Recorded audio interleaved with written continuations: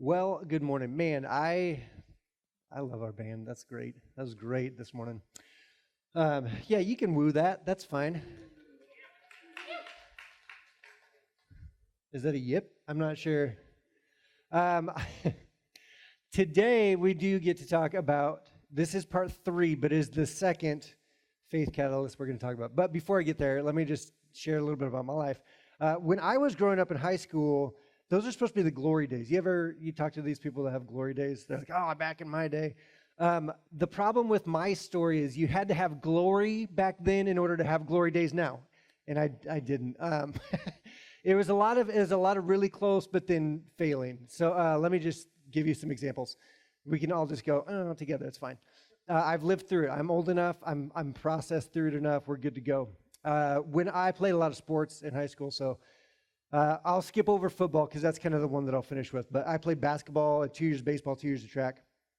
Basketball, my senior year, I shot. The coach drew up specifically for me the game-winning shot to send us to state, and I missed. That was pretty awesome. Get to track, and track my senior year, we were really, really good, and we beat everybody. Every single meet that we went to, we won. I was a jumper, and because I didn't know how to do anything else, I was just kind of new to it. I was like, you run and jump, right? That's what you do? Yeah, you do that, we'll be fine. So I did long jump and triple jump, and then they convinced me to do hurdles because they're like, would you like some more danger in your life with the possibility of you just like eating it face first in front of a crowd? Does that sound like fun? Cool, you do that. My senior year district meet, I tried to do long jump, and I was pretty good. Like, I was probably good enough. If I had a good day, I would have gone to state. I didn't have a good day district meet. Missed out on that. Our state track team, though, won state. So I got to watch our team win state, and I was in the bleachers the whole entire time, didn't get to compete. Another, like this, right? Football, we were, again, in competition right at the end of the season. We were playing against our crosstown rivals. Our football team was not very creative when it came to play calling. It was like we were going to hand the ball off to the running back 98% of the time, and he's going to run it right up the middle 99% of the time. Somehow those numbers add up. But that's just what we were going to do. So our crosstown rivals figured that out. And our coach called the time. I was like, hey, we got to do something. The game's too close. We got to shake this up a little bit. Andrew, I was a wide receiver, is like, you're going to do end around. We're going to have the quarterback hand the ball off to you. You're going to go to the other side. And when you get over there, they're not going to expect that you have the ball. Like that, we never do a play like this. This is like, for us, this is a big trick play. He goes, when you get over there, you can look ahead. There's another receiver 10 yards down the field. You can throw to him, or you can just keep on running. I had the ball. I got it, and I ran real fast, and I turned the corner. I was like, oh, my goodness, there's nobody over here. And I almost ran it, and then last second I was like, but he's like 10 yards further than me, so I decided to throw it just for my pride's sake. I can throw a football. I can throw a football. I'm athletic enough, I can throw a football. Not in that moment, though. I did not set my feet. All of a sudden, it was like this football object was so unfamiliar to me, and I threw it like right into the ground in front of them. Everyone just kind of like buried their head. Like, it was awful. The coach, this is how bad it was. The coach apologized to me in the locker room afterwards. He's like, I did not set you up for success. We'd never practiced that before, ever. I apologize. I need to set my players up for success, and I didn't do that with you. I put you in too much pressure in the time. I was like, Coach, I can throw football. Like, I could have kicked it to him. Like, I could have two-handed over the head. Like, it could have been ugly. I still could have got it to him, and I didn't. I apologize back to the coach. But anyway, we have these moments in life that they just feel like we're way over our head, even if we feel prepared for it. And I'm the kind of guy that I love to be prepared. I like to overthink everything. I like to make sure that the plan is secure and in place. And if it's anything important, I've thought of every single aspect, single opportunity, and I know all of them. I know every single possibility that's going to happen, and I'm going to control the situation because it's too important not to. And yet, there's moments in life that we can't control. There's moments in life where we feel like we're way out of our depth, way over our head.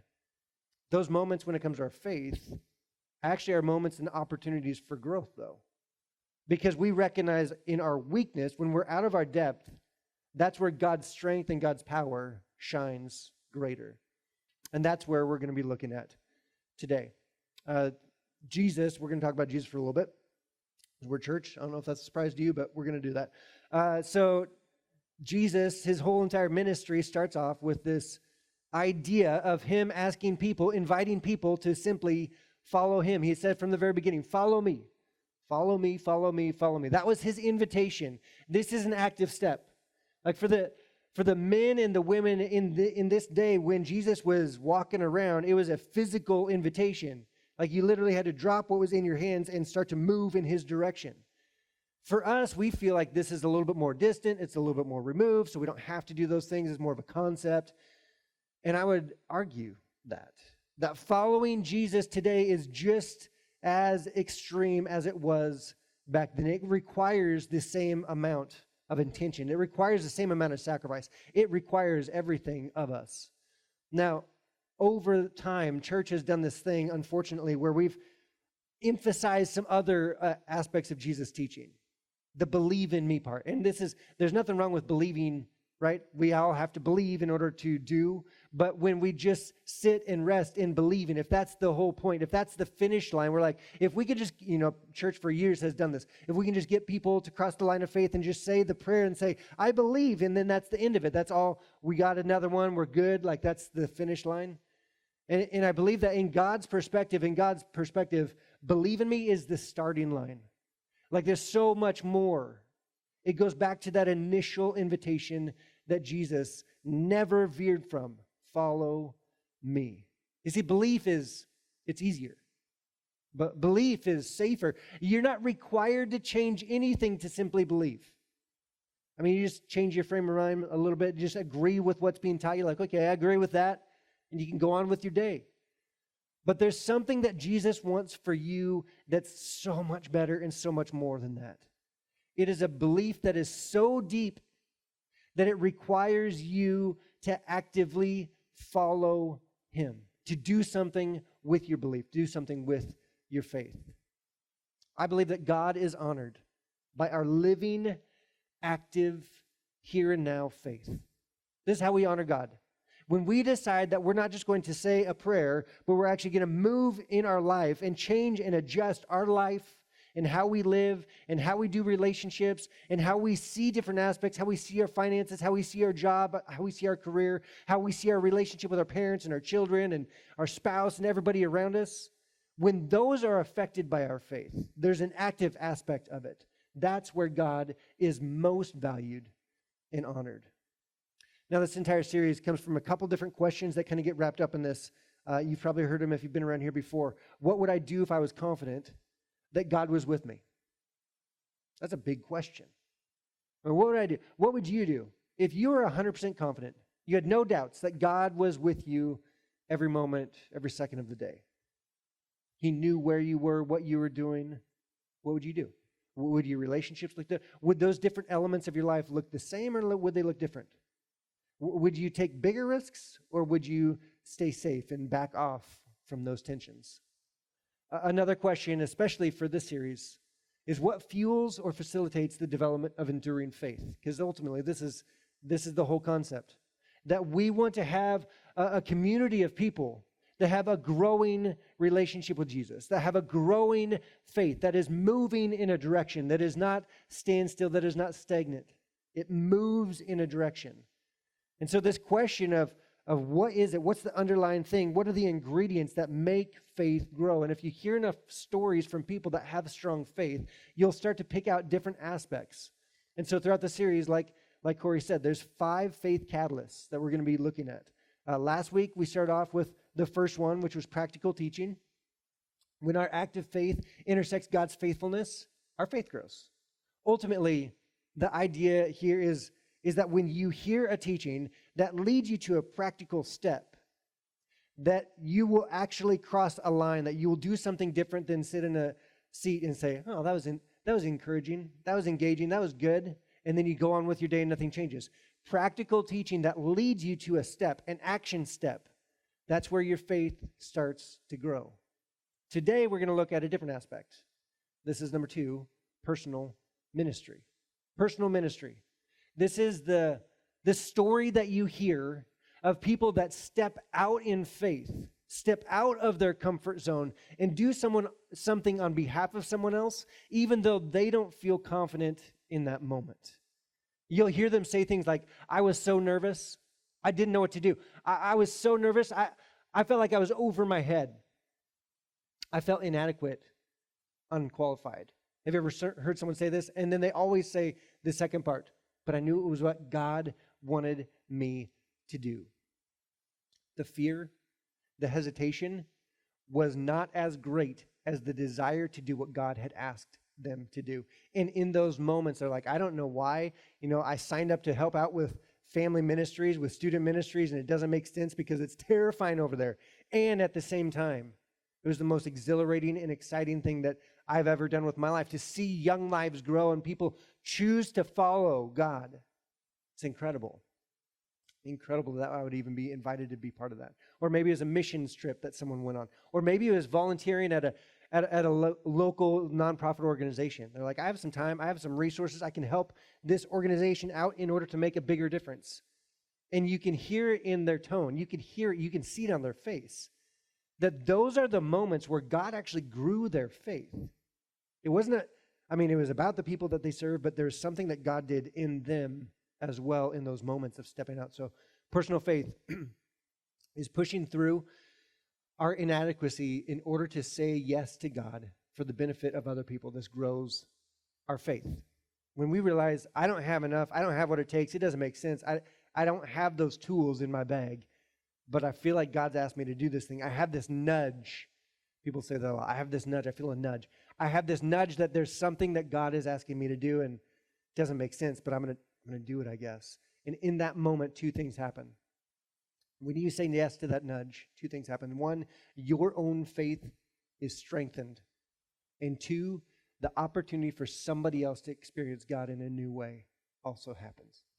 And that's what we're going to be looking at today, this moment, this opportunity.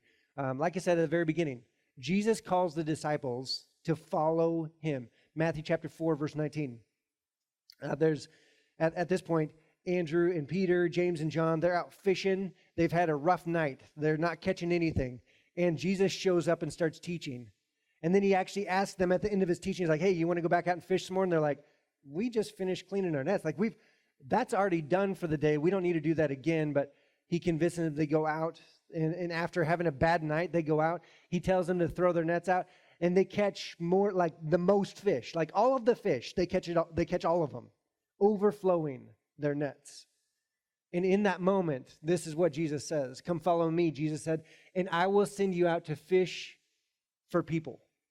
These men, can you imagine this moment? They're like, until you showed up, we weren't even good fishermen. Like we couldn't even catch the animal. And you're asking us, you're telling us that you're going to use us to go out and catch people, to fish for people? That's a weird thing. And at the same time, they did it. Over and over throughout, if you've read through the Gospels, Matthew, Mark, Luke, and John, if you've read through the Gospels, you've seen and heard Jesus ask these disciples, these men, to do things that was way over their head, that they weren't able to do, that they weren't skilled necessarily in. And they did it. They continued to do it. From day one, he was asking them to do things that they weren't comfortable with. But when so much of our attention goes to the success or failure of the task at hand, Jesus was teaching them that there's something bigger at play. It's not about the success or failure of what I've asked you to do, but the true success is actually trusting that I will be with you when you obey. That when you step out, I will be there with you. And it's going to be okay. Even in your failures, I will still be with you. That's what Jesus was trying to teach. And we have a unique, specific story that we're going to look at this morning that looks exactly like this. Another thing, so in John chapter 14, verse 12. Very truly, is Jesus speaking, very truly, I tell you, whoever believes in me will do the works. Remember, it's not just about belief. It's about doing, belief that leads to doing. I have been doing, and they will do even greater things than these. That's a hard one for me. Is like, we can do more than what you, like that's a lot. You're going to say that we're going to do more, especially those fishermen. I mean, I feel like I'm even steps behind the fishermen, but they're like, you're going to tell us that we can do even more than you, Jesus. You're exaggerating. That's so silly.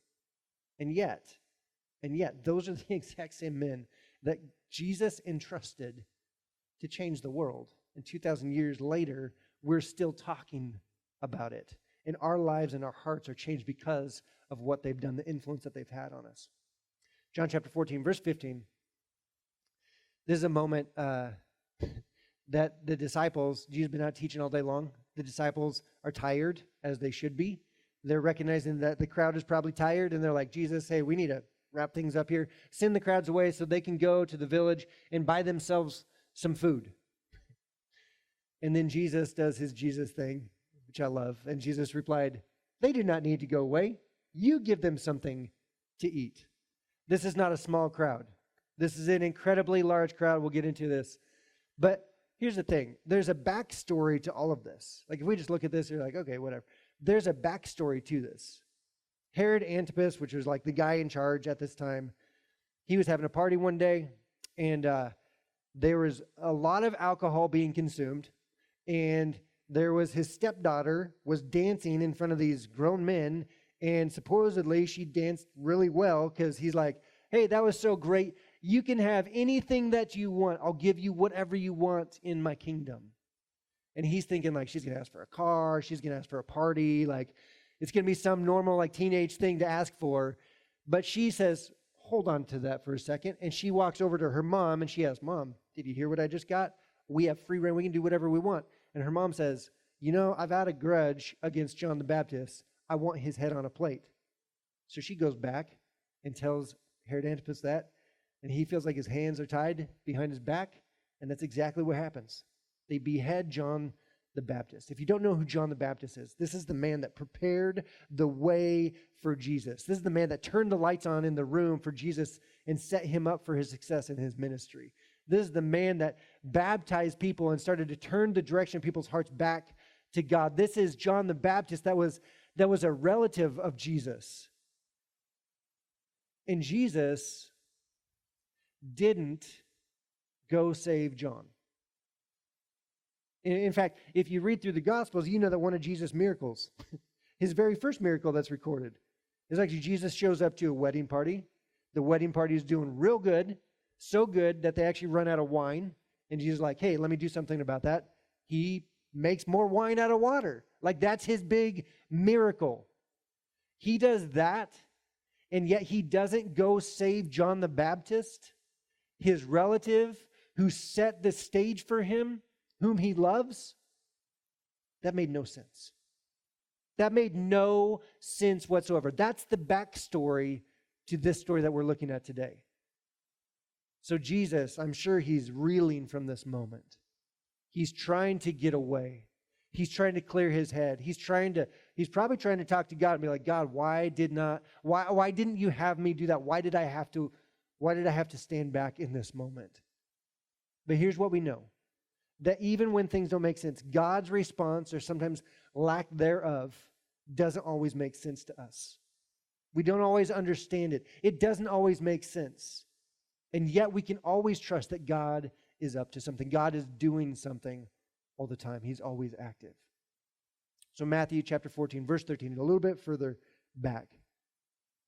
When Jesus heard what had happened, this is about John the Baptist. When he heard what had happened, he withdrew by boat privately to a solitary place. He's trying to get away. He's trying to have like this retreat, like this respite. He's just trying to mourn the loss of someone that was close to him. Continuing on. Hearing of this, the crowds followed him on foot from the towns. So the crowds, real excited about Jesus. They're like, he's in our area, he's in our town.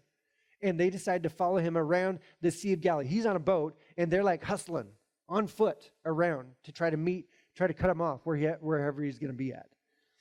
When Jesus had landed, verse 14, when Jesus had landed and saw a large crowd, he had compassion on them and healed their sick. How many of us, I'll just talk about myself, if I was trying to get away for a while and all of you showed up, I'd be like, hey, you can turn your boat around. You need to go back that way. Like, I need my alone time. I'm good. Like, I love you guys, but I love my space right now. So you guys can go back home. I'll be available in a couple days. That's not what Jesus does. Jesus has compassion on them. in the midst of his pain, in the midst of his agony and frustration, he has compassion on them. He heals their sick all day long. That's what he's doing. Verse 15, as evening approached, the disciples came to him and said, "This is a remote place, and it's already getting late." And then we get to our spot that we started off earlier. Send the crowds away so they can go to the village and buy themselves some food. This all makes sense from an outside perspective, but it's not what Jesus wanted. John verse 16. He says, you go. Where we go? Verse 16? Not yet? It's okay. So John actually says, you go and feed them. They're telling them, send the crowds away, go so they can go to the village and buy themselves some food. He says, no, you go and give them something to eat, is what he says. That's what we saw earlier. Here's the thing. Jesus invites them to do something that is impossible. They see a need. They're like, hey, everybody's hungry and tired. Let's send them home. And he's like, no, I can do something about that. And not only am I going to do something about it, you're going to participate in this with them. You go and give them something to eat. Which I think is funny because how, familiar is this with us? We ask Jesus to do something. We're like, God, can you just do something? This is a thing that needs to happen. And he's like, how about you do something about it? That sounds too familiar for me. Jesus invites them into an impossible solution. Andrew, he's one of the disciples. He kind of looks around and he decides, he's like, that kid still has his lunch that he never ate. So he says, that guy over there, that guy has some lunch. If you wouldn't mind going and getting that, I'll go get that for him. So he goes and gets this kid his lunch, and he brings it forward. He says in verse 17, we have only 5 loaves of bread and 2 fish. He's like, this is the lunchbox. It's right here. This is all we have. It's late in the evening. For whatever reason, the kid didn't finish his lunch, but this is it. This is all we got. We just have a lunch. And this is interesting because in the normal world, what would have happened to that lunch? Jesus would have ate it. He'd be like, thank you very much. I'll take that. I've been hungry. Bless you. Good job. That's not what happened. Jesus, in verse 18, he says, bring them here to me. Bring them here to me. Whatever you have in your hand, just bring it to me. What do you have? Just bring that on up here. It's not so much about what they have, but it's about what they're willing to offer. He's inviting them not to just watch, but to participate. And he's doing the same thing in your life for you as well. Because there's something in your world that breaks your heart. There's a nudge that you have when you think about it. Every single time you're driving the car and you have this thought and you're like, oh man, I wish somebody would do something about that, over and over again. And you're like, I just don't have the time. I don't have the resources. I don't have the ability. I'm not skilled in that way. And God would say, wait. I haven't told you what the end result's going to be. All I'm asking is you to bring what's in your hand. Just bring your lunchbox forward. That's all we're asking. What breaks your heart? If it breaks your heart, maybe God is actually asking you to do something about that. What was Andrew thinking at this time? It's like, okay, I'm going to bring the lunch up to Jesus. Jesus is going to eat it. And then I'm going to have to tell the kid, I'm sorry, Jesus just ate your lunch. Thank you for that, though. Like, what is Andrew thinking? But Jesus is not introducing an old kingdom. Jesus is introducing a brand new kingdom. We talked about this before. It's the upside down kingdom, where those that are in charge, those with authority, those with leadership, those with things, with resources, are willing to leverage that for those without. That a leader is willing to serve those that they are leading. Turns it upside down. Verse 19. And he directed the people to sit down on the grass, taking the 5 loaves and the 2 fish, and looking up to heaven, he gave thanks and broke the loaves. Over and over, Jesus, he's the master teacher. He creates these moments of tension in order to do something intentional, to lead the disciples, to teach the disciples something specific. In verse 19, continuing on, he gave them to the disciples. We're not told the details of how this happens. We're not told if he broke the 5 loaves and the 2 fish, and like it multiplied in their hands, or if it multiplied in his hands, or like every single time that they would like hand it off, if it just like their hands were full again. We don't know how this happens. But the disciples gave them to the people. All of the people. This is a large crowd. This is a moment that Jesus set the disciples up. He didn't want them to just see a miracle that he did. He wanted them to be a part of the miracle. And here's the thing. God wants you to be a part of a miracle too. But it requires something of you. Not to sit back and hope it happens, but to step forward in faith. Say, I don't know how this is going to work. I don't know what the end result's going to be. I don't know how it's going to end up here. But I know that you've given me something in my hand. I know that you've given me a lunchbox here. And I will offer my lunchbox up to you.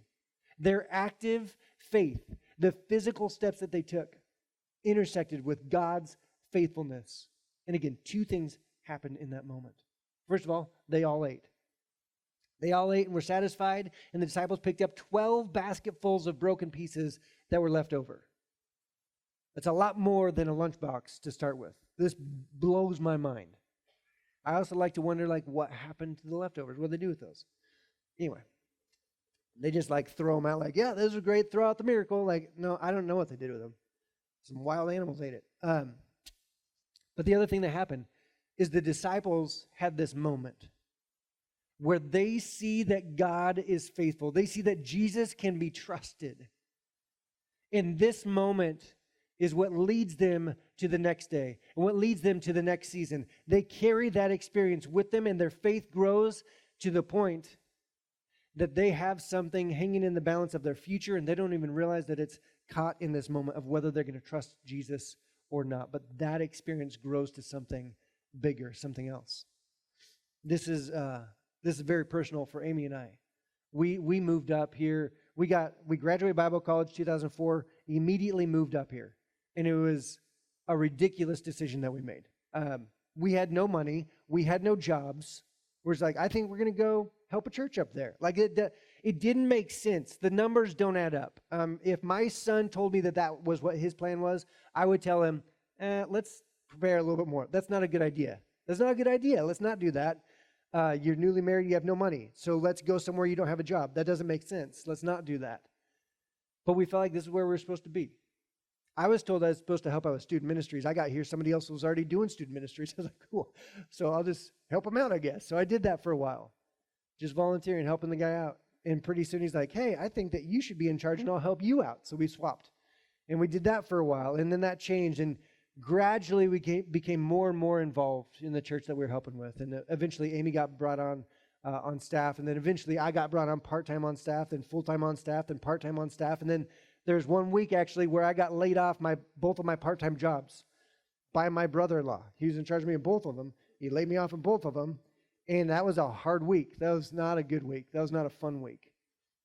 And it was those moments that was like, wow, this isn't the direction. I went to Bible college to work at a church. This is moving the wrong direction. But I still felt like we were supposed to be here. It didn't make any sense. Why aren't we moving? Why aren't we going somewhere else? So I decided I'll just stick it out. We're going to help out. Still, I was doing ministry because I love to do ministry, because that's what I believe that God was asking me to do, regardless of whether I got paid for it or not. It's like, this is what I'm supposed to do with my life, so I'm just going to do it. Well, within a little bit later, 3 of my best friends, like my 3 very best friends that I'd grown through the years since we'd been up here, within a 6-month period, all 3 of them moved away. And I was volunteering to do what I could do with the excess, just the leftovers of my time and energy. And it made no sense whatsoever. I thought, I got to get out of here. And I was getting phone calls from friends that were, some over in Boston and California and elsewhere around the nation. They're like, hey, we heard that you might be looking for an opportunity. We have one for you. And I continue to tell people no. Again, it doesn't make any sense. It should have been a pretty hard, fast, like dead end. But I didn't feel like that's what God was asking me to do. Which is interesting, because in this story, God asked the disciples to step out in faith. In my story, I felt like God was asking me to stand firm. You just stick around. You just keep doing what you're doing. I'll tell you when it's time. And now years later, why all this happened, I don't know. I had never intended to be a lead pastor, to be honest with you. I just wanted to do something with my life. And now today we have the opportunity to do what we're doing in our community. I don't know my future, but I do know something, that today, right now, I'm supposed to be right here on this stage. That's what I know. And if I had made a different decision before, if I would have given up, if I wouldn't have been strong enough to stay with what God had asked me to do, I don't think that we'd be here right now. But this is exactly where we're supposed to be. And God has done more than I ever thought he would do. And this is still not the end of it. This is just the beginning. God is continuing to do more and more and more. Your faith grows when you decide to do something that doesn't make sense, but you know that that's what God's asked you to do. And when you see how faithful God is in those moments, your trust in him grows as well. If you're a Jesus follower, if you're someone that has decided to follow Jesus, you've probably heard me say this before. I'll do what I can do and trust God to do what only he can do. If you're a Jesus follower, let's all say this together. You ready? I'll do what I can do and trust God to do what only he can do. That's the walk that builds your faith. When it goes beyond your ability, when it goes beyond your strength, when it goes straight to your weakness, to your inadequacies, when it goes straight to the thing that you feel like you're incapable of. You're like, God, that's impossible. I've only got a lunchbox. There's 5,000 men and more women and children on top of that. How am I supposed to feed those men and women and children that you're asking me to do with 5 loaves and 2 fish? It doesn't calculate. It doesn't make sense. Jesus says, whoa. You just do what I've asked you to do. You just do something with what's in your hand, and you watch what I'm able to do with your willingness. With that small step that you're willing to take, you watch and see the giant steps that I'm able to do because of your faithfulness, because of your ability to step out in faith. You know what's funny? From this moment, the disciples, the day eventually ends, right? He was doing this on purpose. John actually records that Jesus had this all in mind ahead of time. He's setting the disciples up for this test to show them how faithful he was, to show them that they could be used in order to do a miracle, not just Jesus do the miracles. That it led to something bigger, something greater. But they leave. So Jesus is like, hey, I still want to spend some time alone. I'm exhausted and I still haven't mourned. So I'm going to do that. And I'm going to send everybody else away, and I'm going to send the disciples back on the boat across the Sea of Galilee. And I'm going to stick here for a little while. Sure enough, storm catches right in the middle with the disciples in it. And what do? They have great faith because of the miracle they just watched. No, they don't. Fear overwhelms them. They're like, no, what are we going to do? And then Jesus is seen from a distance, surfing on the waves, walking on the water without a surfboard. The storm is still raging, and he's just walking along in the water, on top of the water. And there's this cool moment where Peter starts to connect the dots. He's like, hold on, wait a second. The same guy that just fed 5,000 is walking on the water. I think he's asking us to do what we know we can't do in some areas. Anyway, that's another story for another day. But Jesus eventually, he hands off this entire enterprise to these men that continued to fail through the tasks that he'd asked them to do. But they followed Jesus in spite of their own lack, in spite of their own abilities. They continued to follow him throughout, and because of that, their trust grew, and because of that, he entrusted the whole thing to them. And because of that, 2,000 years later, we're having church today. Jesus started it, and then he trusted these men with it. And these were just average, ordinary guys that had been overlooked their entire life. They were the true underdogs. This is one of the first underdog stories. That's what they were. And they changed the world. At the end of Jesus' ministry, at the very, very end, he's kind of doing this handoff thing. He's like, I'm going to go hang out with God for the rest of eternity. But so before I go, though, I want to leave you with some words. And this is what he says, Matthew chapter 28, verse 19. Therefore, go and make disciples of all nations, baptizing them in the name of the Father and of the Son and of the Holy Spirit. He's saying, hey, this is what I'm asking you to do with the rest of your life. And we would read that and we're like, yeah, that's exactly what churches are supposed to do. This isn't just what churches are supposed to do. This is what Jesus followers are supposed to do. Us individuals, whether we're in a building or at work or at school or hanging out at Walmart in line. This is what we're supposed to be doing, is living our life in such a way that people are intrigued to figure out what's different, that they see Jesus in us. They see God at work in us and through us. And because of that, they start to follow along as well. This is go and baptize them in the name of the Father and the Son and the Holy Spirit. If you have any question about baptism, we love baptism here. Baptism can be this kind of weird, big, whatever thing that churches do sometimes. And I get it. It's like, you've already taken, you've probably already showered this morning. You're like, I don't know if I don't need another bath right now, do I? That's kind of weird to do that in front of people also. That's not what baptism is. There's no soap involved. Baptism ultimately is an outward expression of an inward decision that you've made.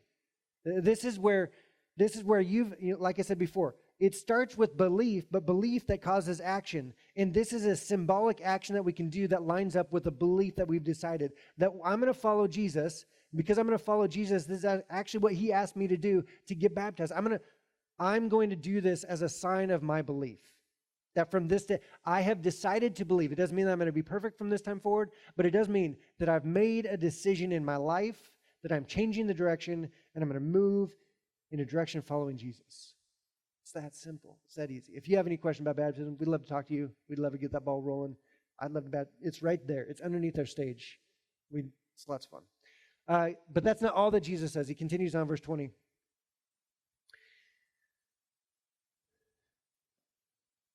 In verse 20, in teaching them to obey everything I have commanded you. And surely I am with you always to the very end of the age. It's not just to believe.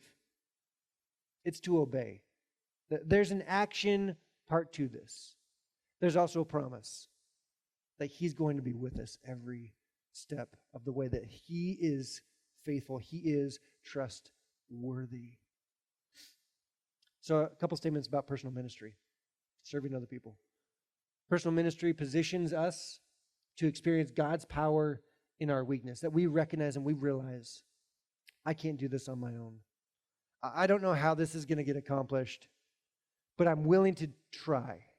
And when you do that, when you humble yourself, you submit yourself, God comes through and you see that God's power in our weakness actually grows your faith. The other thing about personal ministry, positions us to experience God's faithfulness in response to our acts of faith, that when we take a step, we realize that he's already there, that he is faithful, that he is trustworthy, we can trust in him. Now, enduring, inspiring faith. This is to say yes to the nudge. That when you do that, you have that nudge, that thing in your heart, you have that broken heart, whatever breaks your heart in your world, you're like, it's my neighborhood, it's my whatever it might be. That thing that breaks your heart, when you say yes to that nudge, your faith, that enduring, inspiring faith that you see in other people, starts to grow in you.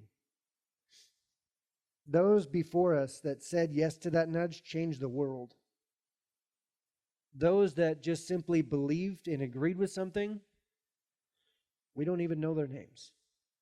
Saying yes to the nudge can absolutely change your world around you today, because God is big enough to do that. And God's heart is for that.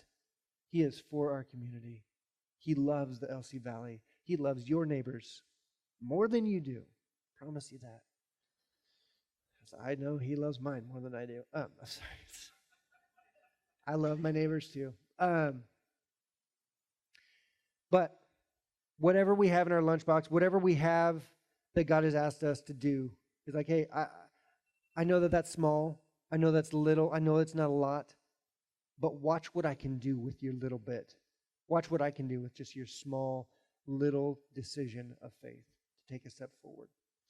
What only he can do will be done. As always, I'm going to finish up with some discussion questions to continue on this conversation, because We want there to be action at the end of the discussions, not just for you to sit in a chair and be like, that was good. I want there to be action in your life and a step forward. So if you've been part of a church for a period of time, you've benefited from volunteers who serve. We have some of the best volunteers that serve in the world in this organization. Can you think of a volunteer who inspires you? Have you told them? I think this is really important in our world today.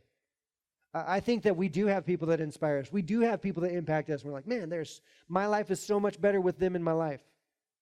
But do we actually take the time to tell them that?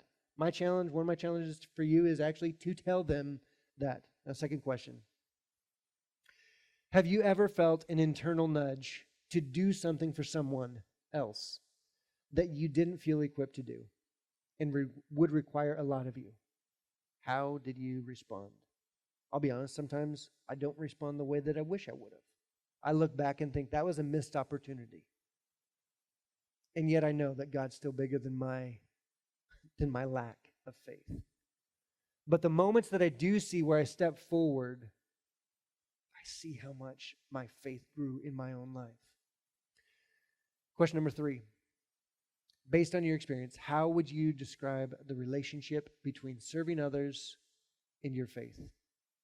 There is a correlation between your ability to serve somebody else and the growth of your faith. It's tied together because it's not just about your vertical relationship with God. It's about how well you love those around you as well. And in fact, we show God how much we love Him, by how much we love the people around us. Now, let me close off. That's where we're going to stop today. We'll pray and we'll get out of here into the sunshine. Dear Heavenly Father, we thank you for everything that you've done for us. God, you've given us so much. And you've presented us with opportunities. You've placed the right people in our life for a season.